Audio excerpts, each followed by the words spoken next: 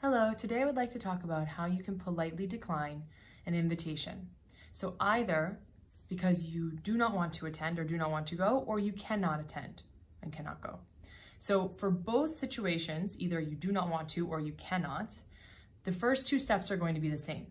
So the first thing you want to do is express appreciation for the invitation. So you want to thank the person for inviting you, that you really appreciate it. Then you want to pay a compliment. So it was so kind of you. It was very thoughtful that you thought of me. You're being a really great friend. I always appreciate that you're very inclusive, whatever compliment you want to pay. And now this is where it differs a little bit. So if it's something that you cannot attend because you're too busy, maybe you already have something scheduled, you want to then say, I really appreciate it, but I cannot attend because I have something else scheduled at that time. You don't necessarily need to say what it is.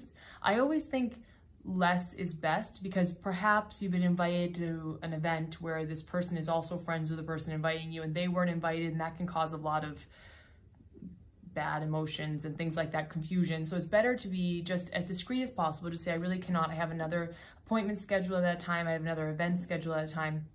And then I would say, but I really would like to get together.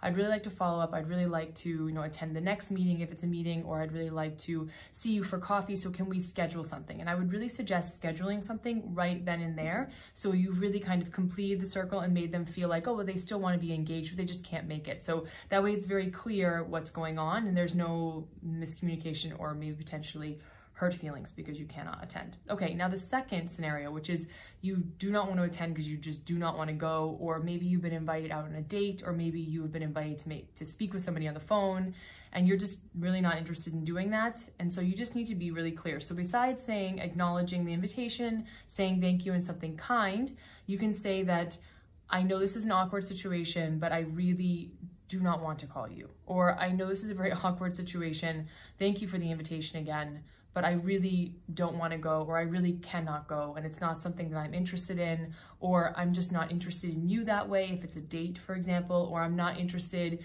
in having that kind of relationship, because you want to give them the respect of being honest with them and not giving them another excuse to try to just make the conversation a little easier. It's a tough conversation to have, but you want to be direct and respectful by giving them the honest truth, even if the conversation is uncomfortable. So I hope this is helpful the next time you get invited to do something and either you're not able to do it or you're not willing to do it.